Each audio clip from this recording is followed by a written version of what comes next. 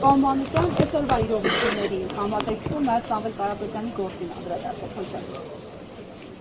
Իրականում այսօր մի փոքր գրառում եմ արել, մի քանի օր առաջ Նիկոլին ազգային ժողով մի հատ մեծ գիտական վերլուծություն տվեց։ 20-30-ականներին բոլշևիկները, չեկիստները, անաստվածները փորձել են եկեղեցին պառակտել մի հատ աղանդավորական շարժում ա եղել ազատ եկեղեցի։ Լրիվ նույնն է, ինչ որ տեր հայրեր, բան, նույն թեմաներով։ Չեն հաջողել, ամբողջ Կովկասով են փորձել հաջողել։ Անաստվածներ ամսագիր են տպել, թերթ են տպել, ամեն ինչը փորձել են արել, ոնց որ հիմա տեր Արամներ, Դանիել Իվանիշյանները, այդ Դանոսը քնչական հասցնողներ, եւ այնինչ որ այսօր կատարվում է 37-ը մեր պապիները արդեն մեծ մասը չկա որ պատմի, 37-ը մեր բոլորի աչքի առաջ է։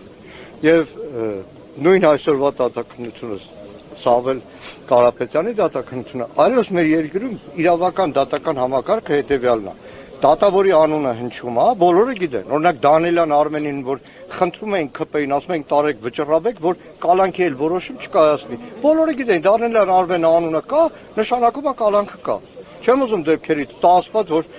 սխալված լինեմ, բայց Դոլմազյան անունը հնչում է, բոլորը գիտեն արդեն։ Բոլորը գիտեն, եւ բայց ամենաահավորը այն տուն պահող բոլոր անաստվածները, քննիչ, այն դիմակ հակած ԱԱԾ-ականները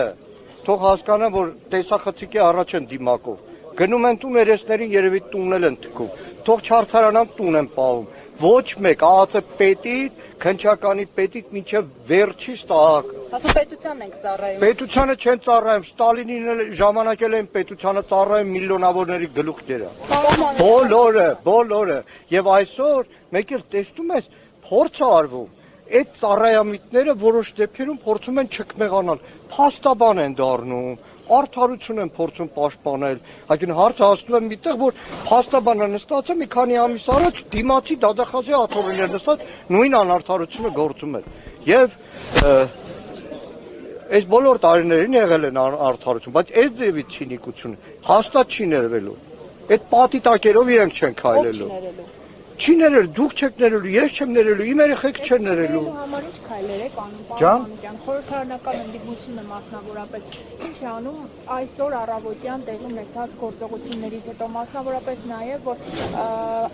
Արագածոց թեմի առաջնորդի եւ եւս երկու քահանաների տեղը մինչեւ այսօր շարունակում է անհայտնալ եւ նաև պիտի մեջ բերեմ պարոն Կարապետյանի խոսքը, որ ինքը ասել էր, եթե քաղաքական գործիչները չկարողանան պաշտպանել եկեղեցուն, իրենց ձևով են մասնակցում։ Հարգելի Մերիջ ջան, եկեք հիշենք Միքայել Սրբազանի ԱԱԾ-ն, որ փորձում էր մայր աթոռից դուրս հանել, այդ օրը վերհիշենք ու հարցնենք ընդդիմությունը ինչ անում։ Ես կյանքում չէի մտածի, որ որևէ Սրբազանի թիկնապահություն եմ անելու կամ Ճեռնամարտի են բռնվելու մայր աթոռը պաշտպանելու համար, որովհետև գրքերում էի կարդացել, որ 1903-ին ցարական Ռուսաստանում վանքապատկան գույքերը բռնագրավելու համար հարձակվել են եկեղեցիների վրա, փառք Աստծո, որ դաշնակցական եմ, 1903-ին մեր դաշնակցականներն են պաշտպանում, շնորհակալ եմ։ Պարոն Մանուկյան, մի հարց տամ էլի, Փաշազադեի հայտարարությունը, որ եկեղեցուն ռևանշիստ էր անվանում, որ ասում էր, այ իրենք են, որ խաղաղության գործընթացին են խանգարում, դուք այդ հայտարարությունը կապում եք այսօր տեղի ունեցած հոգևորականների։ Նայեք, Ալիևի հայրենակիցը պարբերաբար Հայաստանում իրականացնում է անօրինականություններ, ազգային արժեքների, գաղափարների վրա հարձակումներ, երբ որ շատ հաճախ Բաքվից ազդանշան է լինում, սա արդեն երկրորդ դեպքն է, Փաշազադեի մայր աթոռի հայ առաքելական եկեղեցու դեմ հարձակումը եւ դրան հաջորդած Հայաստանի իրավապահ համակարգի Նիկոլի թելադրանքով,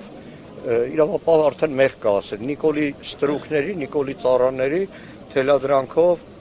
կատարվող գործողությունները։ Մի բան էլ եմ ուզում ասել։ Իրավունք չունեմ քննիչ հանձնաժողովի ուսումնասիրությունները բարձր։ Այստեղ ոստիկաններ են կանգնած, որ վստահաբար իրենց երեխաներն են կնքված, պսակ են արել, շատ հաճախ այդ ոստիկանների հետ անցնող տարիներին բախում ենք ունեցել, իրանք էլ են ասել, որ տուն ենք պահում, բայց մի բան, որ արդեն դատախազություն հարցում եմ արել։ 44 օրյա պատերազմում առաջնագիծը լքած ոստիկանական ստորաբաժանումների, ոստիկանության զորքերի, ներքին զորքերի քանի զինծառայողի նկատմամբ է հարուցված քրեական գործ։ շատ հաճախ միշտ գաղտնիք անում, լավ է իրավապահ համակարգի Նիկոլը ոնց ասում բռի մեջ պահում, ու մեկ էլ հասկանում ես, որ 44 օրյա պատերազմում շատ հաճախ հարուցված քրեական գործերը օդում կախված մնալով դրանով Նիկոլ Փաշինյանը թոք որ ասում է, թոք է ծառայեցնում իրավապահ մարմիններին մինչև վերջ իրեն ծառայեցնելու։ Շնորհակալ եմ։